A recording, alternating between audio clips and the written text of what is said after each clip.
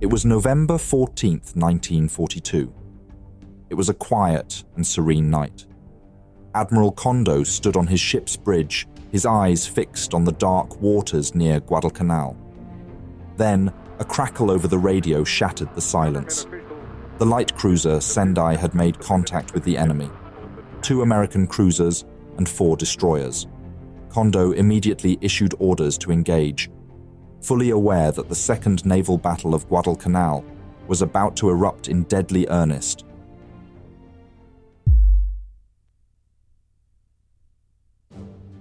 On the afternoon of November 13th, 1942, Japanese transports and warships resumed their mission to Guadalcanal, aiming to complete the previous day's failed attempt of resupplying their troops encumbered on the island.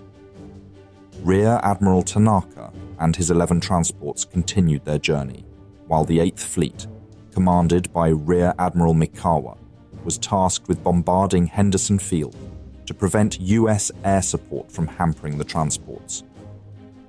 The 8th Fleet comprised the heavy cruisers Chokai and Maya, the Mogami-class Suzuya, and the older Kinugasa, along with light cruisers Isuzu and Tenryu and 6 destroyers, including Asashio and Arashio.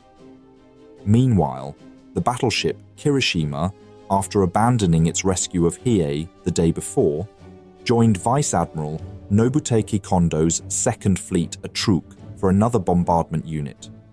As Mikawa's force approached Guadalcanal, they launched a 35-minute bombardment of Henderson Field in the early hours of November 14th. Although the attack caused some damage, it did not incapacitate the airfield. After the bombardment, the Japanese force withdrew without major interference. Meanwhile, Admiral William Halsey tried to reinforce the battered fleet near Guadalcanal. The night before, they lost 2 light cruisers and 4 destroyers, and 2 heavy cruisers and 2 other destroyers were heavily damaged. He detached 2 battleships, the Washington and South Dakota, together with 4 destroyers.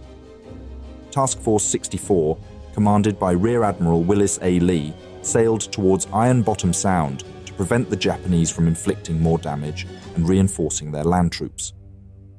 At daybreak, US aircraft from Henderson Field, Espiritu Santo, and the carrier Enterprise began their counterattacks. They targeted both Mikawa's departing ships and the transport fleet heading towards Guadalcanal.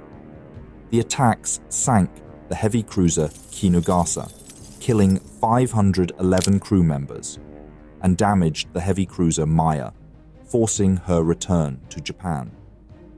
Other ships, including Chokai and Michishio, also sustained damage. Repeated air assaults also sank 6 of the Japanese transports and forced another to turn back. 4 transports and destroyers continued towards Guadalcanal, but halted to await the outcome of nearby naval engagements.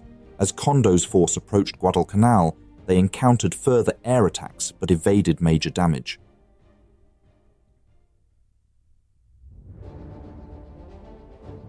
Kondo divided his fleet into separate groups.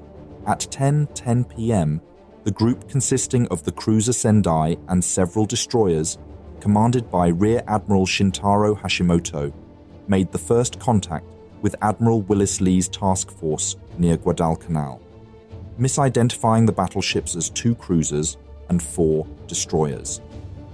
Sendai and the destroyer Shikinami began pursuing Lee's force, approaching from their northeast, as Ayanami is dispatched to scout the west. Meanwhile, the cruiser Nagara and her destroyer escorts were sent at full speed toward Iron Bottom Sound from the west, and Kondo moved the battleship Kirishima and 2 heavy cruisers to bombard Henderson Field. Around 11, Washington's SG radar detected Sendai about 9 miles to the north. Visual contact was established by 11:12 p.m., but only the battleships spotted the enemy, with none of the destroyers able to see the cruiser. 5 minutes later, Washington opened fire with its 16-inch guns on Sendai and her escorts, using 5-inch star shells to illuminate the targets. Although the shells landed near the Japanese ships, no direct hits were scored. The Japanese responded by retreating behind a smokescreen, but Washington's advanced SG radar continued tracking them, no matter the smoke. Admiral Hashimoto's remaining destroyers, Uranami and the detached Ayanami, pressed forward, steaming southward along Savo Island's west coast. Ayanami was detected by USS Walker's radar, leading the US formation. The destroyer immediately unleashed her 5-inch guns. This action was soon followed by the rapid-fire barrage from her companions, Benham and Preston. Moments later, Gwyn, another US destroyer, detected the Japanese cruiser Nagara along with its accompanying destroyers. What followed was an intense exchange of fire between Gwyn and the Japanese warships. The Japanese force delivered punishing blows to Preston. The assault crippled Preston's boiler room, and the shelling caused her afterstack to collapse. More hits, likely from Nagara, ravaged the engine room, transforming the area around the aft gun mounts into a scene of fiery devastation. Despite the gunnery officer's efforts to keep the forward guns operational, Preston was rapidly succumbing to the damage. She began sinking stern first, listing dangerously to starboard. At 11:36, just 14 minutes after Walker had opened fire, the order to abandon ship was given. Mere moments later, Preston rolled over onto her starboard side and vanished beneath the waves. Crewmen aboard Gwyn watched in helpless horror as their sister ship sank. Gwyn executed a sharp turn to starboard to evade the sinking wreckage. The Japanese warships, partially obscured by the dark, imposing silhouette of Savo Island, exploited their concealment. Their use of flashless powder added to their stealth, making them even harder to locate. The Japanese destroyer Ayanami launched her Long Lance torpedoes, with the other ships following suit 5 minutes later before veering to port. 2 minutes after Preston began sinking, one of these torpedoes, likely from Ayanami, struck the Walker. The impact was catastrophic. The warhead detonated with such force that it triggered the forward magazines, blowing everything forward of the bridge clear off the hull. In an instant, power and communications were severed across the ship, leaving the Walker helpless as it began to sink. As the destroyer plunged beneath the waves, her depth charges detonated, killing several crew members who had managed to escape into the water. Another torpedo found its mark on the Benham, striking her at the forward extremity of the hull. The explosion tore a hole in her bow, yet it did not immediately sink her. Despite the severe damage, Benham managed to execute evasive maneuvers to avoid further enemy fire, limping along at a reduced speed of 10 knots. Meanwhile, Gwyn's sharp turn to avoid the sinking Preston likely spared her from a torpedo strike, though she was not entirely unscathed. 3 shells struck her, one of which damaged her torpedo safety links, causing the torpedoes to slide harmlessly into the sea. Ayanami's muzzle flashes, stark against the dark silhouette of Savo Island, betrayed her position. The USS Washington seized the opportunity, opening fire on the Japanese destroyer and scoring several direct hits. Ayanami was soon ablaze, left dead in the water. For Admiral Lee's 4 destroyers, the encounter had been devastating. Preston and Walk were lost, while Benham and Gwyn, though still afloat, were severely damaged. In their sacrificial defense of the battleships, they shielded these larger vessels from enemy fire and torpedoes, albeit at a tremendous cost.